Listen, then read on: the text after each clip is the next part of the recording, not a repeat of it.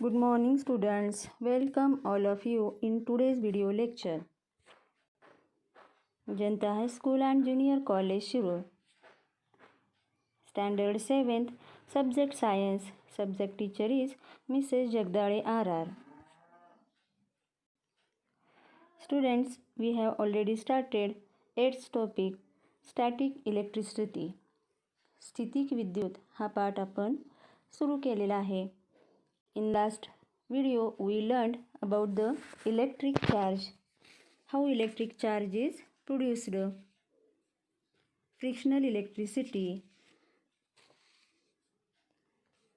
Now in this video we are going to learn gold leaf electroscope, atmospheric electric charge, lightning and about lightning conductor.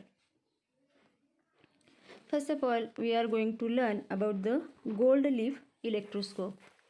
म्हणजेच या उपकरणाविषयी आपण जाणून घेऊया. हे उपकरण आहे गोल्ड लीफ इलेक्ट्रोस्कोप, म्हणजेच याला सुवर्णपत्र विद्युतदर्शी असे म्हटले जाते.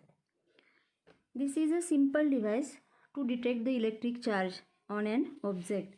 म्हणजे हे वस्तूवरील विद्युत प्रभार ओळखण्याचं एक साधं उपकरण आहे. तर याची रचना कशी असते बघा. It consists of a copper rod which has a metal disc at the upper end and the two thin gold leaves at the other end.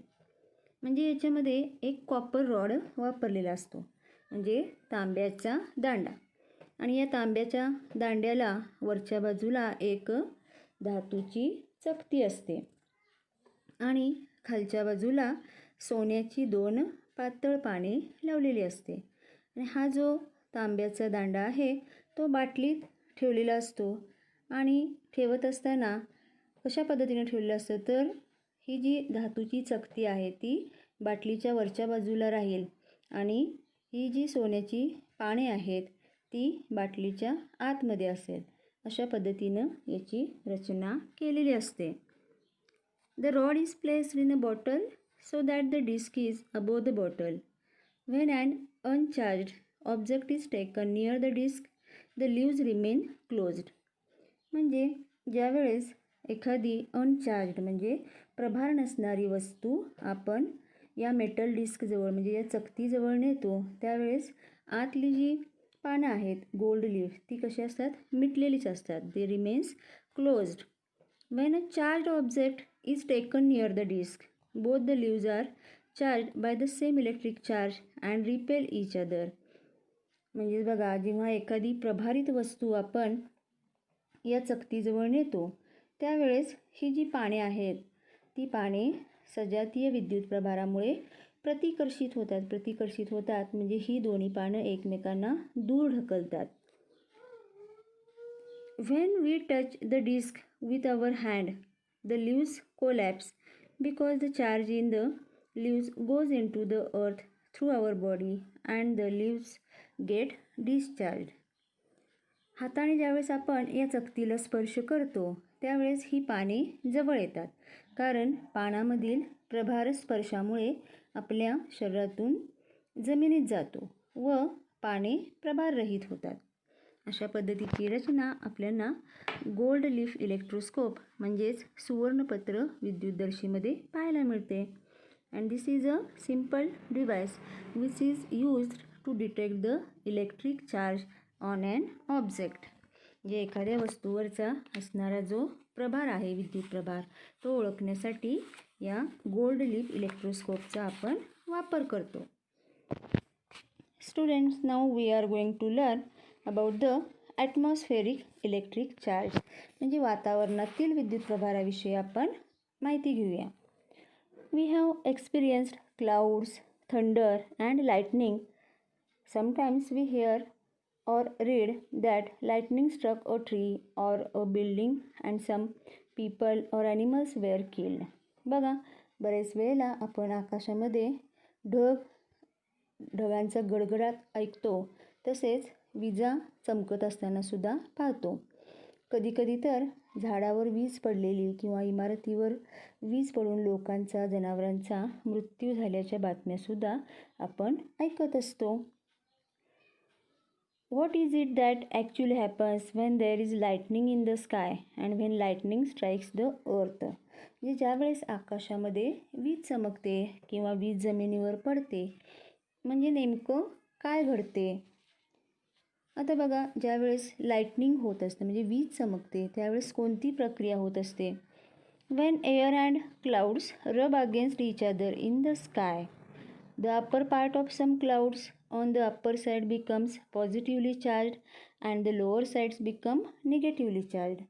म्हणजे आकाशामध्ये जेव्हा हवा आणि ढग एकमेकांना घासले जातात त्यावेळेस वरच्या बाजूला असणारे काही ढग धनप्रभारित होतात आणि खालच्या बाजूला असणारे काही ढग ऋणप्रभारित होत असतात.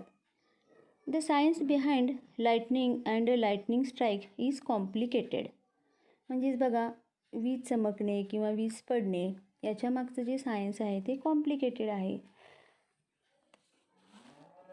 Consider a cloud in the sky with a negatively charge base above a plain ground. त्यामुळेच आपण जमिनीवरील आकाशातील एका ऋणप्रभारित ढगाचा विचार करू. आता हा जो ऋणप्रभारित ढग आहे त्यामध्ये ऋणप्रभारित कण असल्यामुळे काय होते हे आपण पाहूया.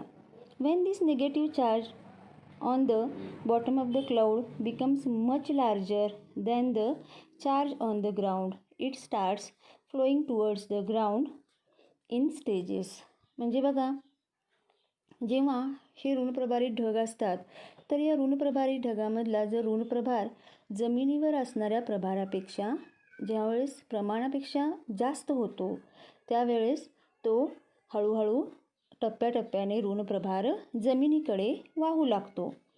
This happens very fast in much less than a second and heat, light and sound energy are produced along with the electric current. ही जी क्रिया आहे ती अतिशय जलद म्हणजे एका सेकंदापेक्षाही खूप कमी वेळात ही घटना घडत असते आणि त्यामुळे ही घटना घडत असताना उष्णता, प्रकाश आणि ध्वनी ऊर्जा निर्माण होते. त्यावेळेस आपल्याला ढगांचा गडगडाट ऐकू येतो. Now about the lightning strike. Lightning strike म्हणजे काय तर वीज पडणे, याला आपण लाईटनिंग स्ट्राईक असे म्हणतो. You probably know that when there are electrically charged clouds in the sky, electricity is attracted towards a tall building or tree. When lightning strikes on opposite electric charge is generated on the roof of a building or on the top of a tree by induction. बघा, ज्यावेळेस विद्युत प्रभारित ढग आकाशात असतात त्यावेळेस ते एखादी उंच इमारत, झाड यांच्याकडे आकर्षित होत असतात. वीज पडते तेव्हा इमारतीच्या छतावर किंवा झाडाच्या शेंड्यावर प्रवर्तनाने विरुद्ध विद्युत प्रभार निर्माण होतो. ढग आणि इमारत यांच्यातील विद्युत प्रभारातील आकर्षणामुळे ढगातील प्रभार इमारतीकडे प्रवाहित होतो. यालाच आपण वीज पडली असे म्हणतो. Due to the attraction between the opposite charges on the cloud and the building, the charge on the cloud flows towards the building. This is called a lightning strike. म्हणजेच बघा, ढग आणि इमारत यांच्यामध्ये आकर्षणामुळे ढगातील प्रभार इमारतीकडे प्रवाहित होतो. यालाच आपण वीज पडणे असे म्हणतो. Now we have to learn about the lightning conductor. आता लाईटनिंग कंडक्टर म्हणजे काय याविषयी आपण माहिती घेऊ. The lightning conductor is a device used for protection from a lightning strike. म्हणजेच ढगातून पडणाऱ्या विजेच्या आघातापासून बचाव करण्यासाठी जे उपकरण वापरतात त्याला लाईटनिंग कंडक्टर म्हणजेच तडित रक्षक असे म्हणतात. आता याची रचना एकदम सोपी असते. It consists of a long copper strip with one end forked. याच्यामध्ये एक लांब तांब्याची पट्टी असते आणि एक जी बाजू आहे त्याला एक टोक असतं आणि या टोकाला भाल्याप्रमाणे अग्रे असतात. This end is at the highest part of the building. आणि हा जो तांब्याचा पट्टीचा भाग आहे तो इमारतीच्या वरच्या बाजूवरती असतो. The other end of the strip is connected to a plate of cast iron.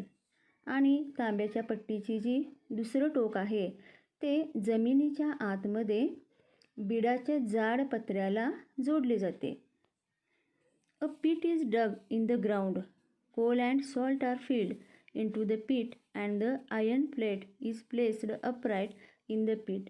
मग त्यासाठी काय केलं जातं, जमिनीमध्ये एक खड्डा काढला जातो आणि त्या खड्ड्यामध्ये कोळसा आणि मीठ घालून त्याच्यामध्ये हा बिडाचा पत्रा उभा केला जातो आणि त्याच्यामध्ये पाणी टाकण्यासाठी सुद्धा सोय केली जाते. यामुळे काय होते, वीज चटकन जमिनीत पसरली जाते व नुकसान टळते. There is also provision for pouring water in to it. This helps to spread the electric charge quickly into the ground and prevent damage. आता याच्यामुळं काय होतं की जी वीज आहे ती वीज चटकन जमिनीत पसरली जाते आणि इमारतीचे विजेपासून रक्षण होते. Whenever an electrically charged clouds passes over the building, the electric charges flowing towards the building are conducted into the ground through the copper strip and damage to the building is prevented. विद्युत प्रभारित ढग इमारतीवरून जातात त्यावेळेस इमारतीकडे प्रवाहित होणारे विद्युत प्रभार तांब्याच्या पट्टीमार्फत जमिनीकडे पोहोचवले जातात आणि त्यामुळे इमारतीचे होणारे नुकसान टळते. When such a lightning conductor earthing is fixed on a tall building, the surrounding area is also protected from lightning. आता बघा, ज्यावेळेस उंच इमारतीवर एखादा असा लाईटनिंग कंडक्टर बसवलेला असतो त्यामुळं आजूबाजूच्या परिसराचंही या विजेपासून संरक्षण होतं. Students, here we have completed our topic static electricity. Thank you.